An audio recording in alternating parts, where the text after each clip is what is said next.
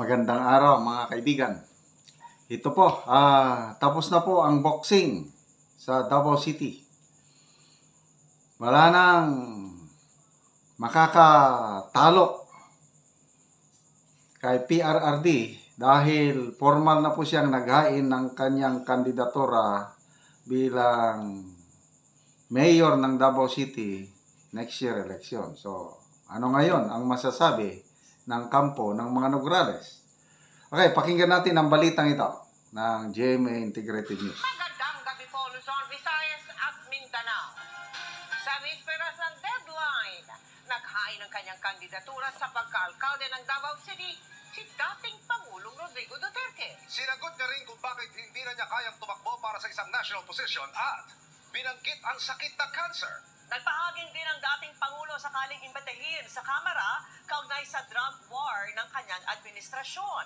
Tinutukan yan live ni Argel Relator ng GMA Regional TV. Argel. Mel, Emil, Vicky, aasahan ang Duterte-Duterte tandem sa pinakamataas sa mga posisyon sa Davao City matapos ngang maghain na ng kanilang Certificate of Candidacy si dating Pangulong Rodrigo Duterte pagka-alkalde ng lungsod at Vice Mayor naman ang anak niya na si incumbent Mayor Sebastian Baste Duterte. Pasado alas 4 ng hapon, magkasamang dumating sa tanggapan ng Comelec Davao sina dating Pangulong Rodrigo Duterte at anak na si Davao City Mayor Baste Duterte. Ang mag-ama naghain ng kanilang Certificate of Candidacy. Ang dating Pangulo ang siyang tatakbong mayor ng Davao. Ang anak namang si Baste, bababa para maging kanyang Vice Mayor. Nauna namang naghain ng COC para sa kanyang ikatlong termino bilang Davao City 1st District Representative si Congressman Paulo Duterte sa pamamagitan ng kanyang abogado. Kahapon, inanunsyo na ng dating Pangulo ang kanyang plano. Hindi mangyayari ang pinalutang ng kanyang anak na si Vice President Sara Duterte na posibleng pagtakbo ng mag-aamang Duterte sa Senado. I think that at my age, 73,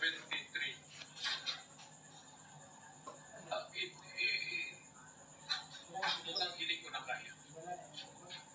Let us be realistic about it. You think that I can carry a national campaign at my age? Or you want me to die? Magkukulang sila ako niyan eh. Habang ipinapaliwanag naman ng Pangulo kung bakit mag-Vice Mayor si Baste, nabanggit niya ang kanya raw sakit na cancer. Wala nang idinagdag na detalye tungkol dyan ang dating Pangulo. Kasabay ng anunsyo kahapon, sinabi ni Duterte ang handa siyang humarap sa pagdinig ng Quad Committee ng Kamara sa drug war ng kanyang administrasyon. Noong isang buwan, inibitahan ang dating Pangulo na humarap sa komite matapos siyang idawit sa pagpatay sa mga Chinese drug lords sa Bilibid noong 2016. If they will invite me, I just hope that we would ask educated questions. Makakaharap ni Duterte sa mayoral race si Bishop Rodolfo Rod Cubos, founder ng Christ the Healer International Missions Movement. Ang advantage ko dito, yung mga tao ang nagsasalita. Tao ba yung nagsasalita? Wala akong against sa kay Tatay Digo. Si Tatay Digo is my Tatay Digo. Kung si Tatay walang problema, matanda na, mahina na ang katawan. Hindi natin may kailayan. Kaya iniisip ko, gusto ko ng totoong kausaban, totoong pagbabago. Katandem niya bilang vice-alkalde ang dating empleyado ng City Government of Davao na si Rodora Barcena.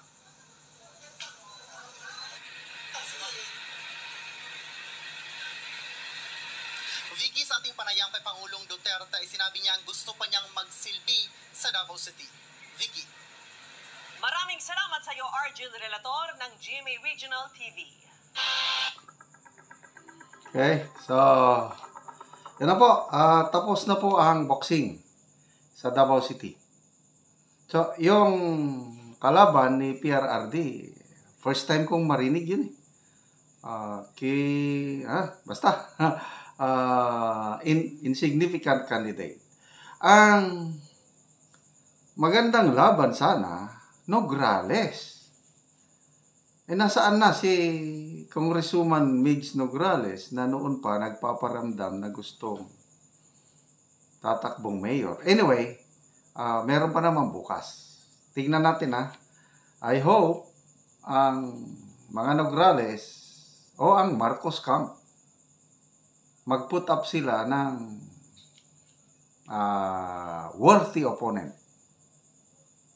So, ang nakikita ko na medyo worthy dyan is si anybody sa mga Nograles. Kaya lang, baka nabahag ng buntot. Anyway, we still have the whole day tomorrow.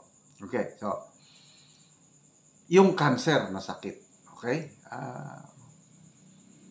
Totoo kaya na may cancer si PRRD? Ano sa tingin nyo? Baka strategy lang ito. I hope I am wrong,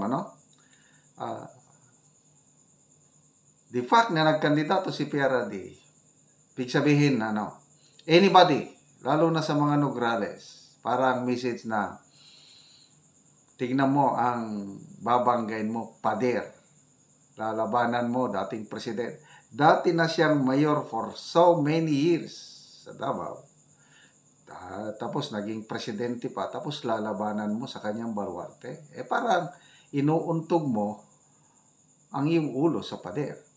Yung naghain na ng first time kong marinig, hindi ko maalala yung pangalan Unknown. So, dapat manggaling sa Nograles ang worthy opponent. Ngayon, na dating presidente ang tatakbong mayor, parang mabahag na ang buntot. Okay? So, wala na silang kapag-asang mananalo. Ito ang nakikita kong move. Sinasabi lang na may cancer. But to me, personal opinion ko lang ito, walang sakit na cancer si PRRD.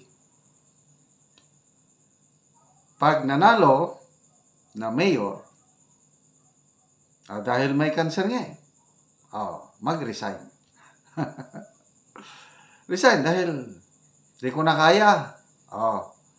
Dahil hindi niya na kaya mag-resign, sinong papalit sa kanya? Si Mayor Basti pa rin. Kasi kung hindi ka kandidato si PRRD, sabihin lang natin si Mayor Basti pa rin ang tatakbong mayor. Baka magkaroon pa ng lakas ng loob itong mga Nograles. Baguhan pa ito si Basti.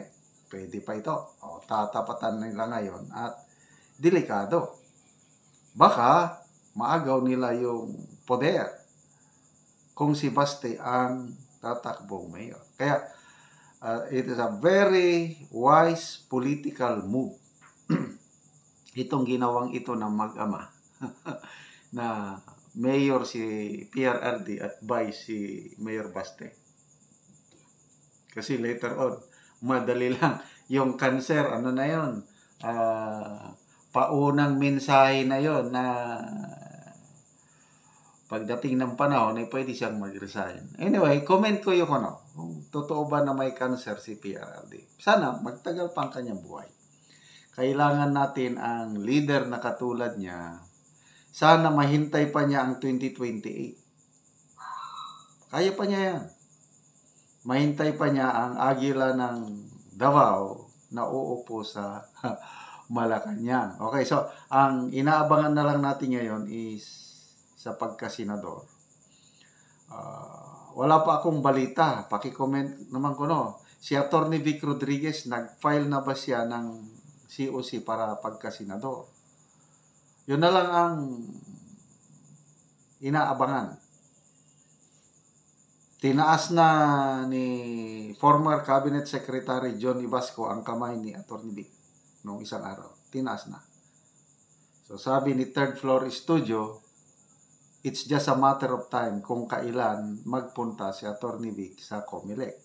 So, meron pa the whole day tomorrow. So, sana kakandidato si Atty. Vic dahil kailangan natin siya sa Senado for two purposes.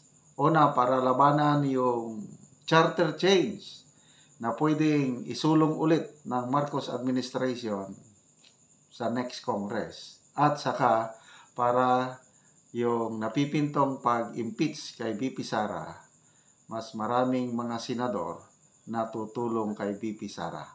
So, good luck. Ay pagdasal natin na mag-file ng candidacy si Atty. Vic sa pagka-senador.